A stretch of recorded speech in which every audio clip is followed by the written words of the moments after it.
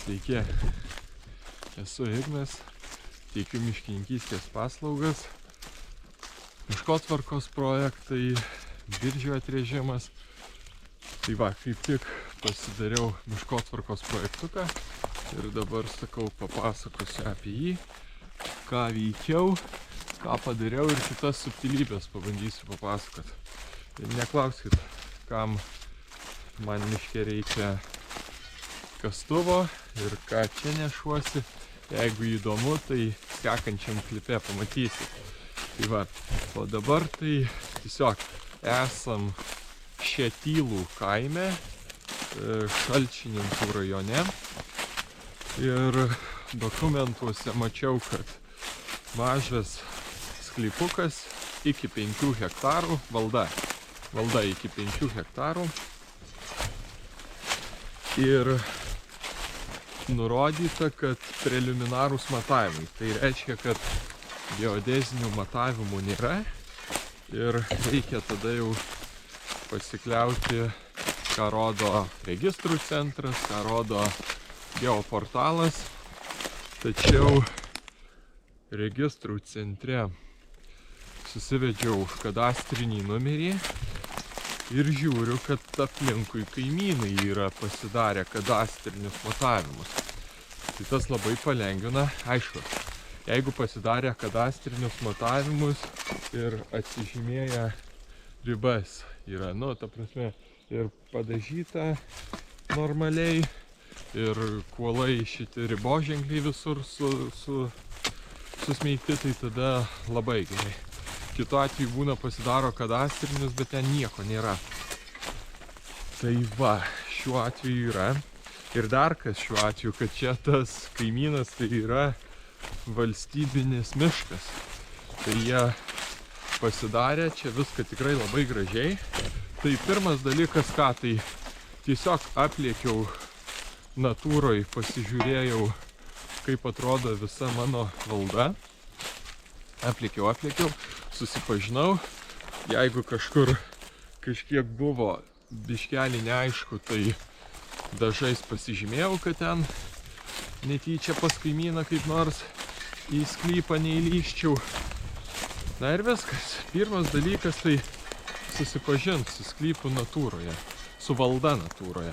Tai visa. Aplėkiau, čia tokia stačiakampio formos, va, atėjom ant kito riboženklio, ant kampo. Štai čia yra, gaunasi mūsų tenais, gaunasi čia yra kvartalinė linija. Na ir va, viskas atžymėta, viskas aišku.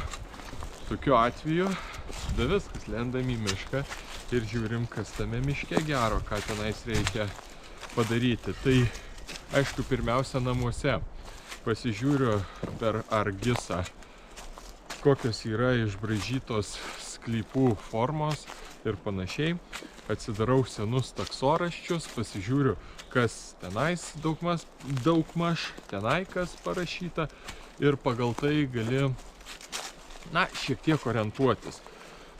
Visiškai pasitikėti negali, nes jeigu galėtum, tai net į mišką nevažiuotum, viską surašytum, kas ten surašyta ir gautųsi, kad projektas jau padarytas, bet taip nėra dėja. Tai gaunasi, atvažiuoji į vietą, ir žiūri, tarkim, rašo 110 metų pušys. Ir ten kokios nors debesėlio formos sklypas išbraižytas.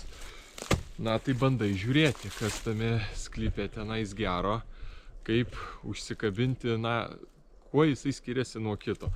Šiuo atveju buvo taip, kad pietinėje ir šiaurinėje dalyje yra atrankiniai kirtimai, o per vidurį yra pušynas brandus, tai plynas kirtimas. Tai ribas kaip ir neturėtų būti sunku rasti, kai iš šonų yra 70-80 metų pušys, o viduryje stūkso 110. Tai pagal storį bandai spręsti, pagal žievės visą išdėstymą ir spalvą. Ir taip su GPS irgi, nors ten miškotvarka tarkim ir vienaip rodo, kad yra, su GPS perlėkiu, pasižiūriu, ar iš tikrųjų taip, bet dažniausiai tai ne, dažniausiai skiriasi, kartais miškotvarkoj rodo plotą sklypo, nu tarkim, ten pusė hektaro, tu atvarai ten apibėgi ir žiūri, kad tų brandžių ten yra tik 0,2. Kitą kartą gali rodyti, kad 0,2, tu ten priskaičiuosi ir 0,5. Tai va, dėl to ta miškotvarkos tie seni duomenys, nu, tu jais gali pasiremti kažkiek, bet negali akylai pasitikėti. Tai va, tai ką, prasigrėžėm medžius, pušis, randam ten hektare, tarkim, kokį 7-8 medžius, jau tuos tikrai, kad 110, na tai viskas, galim pasitikėti, kad tikrai visas sklypas yra 110. Žinoma, prasigrėžėm ir plonesnius, randam ir 90, ir 70, tai jau ten tada sprendžiam, kiek dalių rašyti, tarkim, 60% brandžios, ten 20% yra 90 ir dar 20-70. Ir va tai va, tada aukščius pasimatuoju, skalsumą su biterlichu pasimatuoju, įvertinu, kokia yra augavietė, šitus dalykus susirašau, koks trakas, lazdynas, šaltekšnis, kadagys, tankus, retas, na, tokios subtilybės, kokios ten, tarkim, papildomos medžių rūšis, tai keletas yra, matau, brandžių drebulių, nu, tai prirašau pliusiniai formai, yra ir drebulių, matau, yra ir berželių, kaip vieną dalį, kaip 10%, matau, kad negaliu rašyti, tiek nėra, nu, tai irgi rašau pliusas, kad yra brandžių ir beržų, bet neverta juos įskirinėti į atskirą dalį. Va tai va, susidarau, tada nueinu kitus sklypus pasižiūriu, kur ten atrankinis, panašiai. Ką jame galima iškirsti, šiuo atveju buvo 2 dalys beržų, tai gausis 100% išsikirs beržai, o visos eglės, pušys liks stovėti dar 20 metų. Tai va, na ir tokius duomenis, dabar tai į telefoną viską susivedžiau, šiaip paprastai, kai va geras oras nelyja, tai pasibraižau ten ant popieriaus lapų, kažkaip kartais taip atrodo paprasčiau, kartais jau profesionaliai ir šiuolaikiškai viską į skaitmeninius aparatus kelti yra patogiau. Tai va, susikeliam tokį ir paskutinis veiksmas – važiuoti namo, viską perkelti prie kompo, subraižyti visus brėžinius, kaip mes ten su GPS-u tuos išvaikščiojom, sklypų formas ir panašiai. Susidedam va tokį, kirtimų planai, medynų, atželdinimo planai, taksoraštis, žiniaraštis, na ir kiti papildomi dokumentai. Padarom tokį jau kaip knygą tokią padarom, bet tik kad nu jau šiais laikais nieks ten nespausdina popierium, viskas yra elektroniškai, sudarom tokį miškotvarkos projektą, nu ir viskas, siunčiam į Kauną ir laukiam atsakymo, arba patvirtins, kad viskas klaidų nėra, arba nu, atsiūs inspektorių, jis ten peržiūrės visas tas pušis sumatuotas, panašiai ir irgi nuspręs, ar padariau klaidų, ar nepadariau.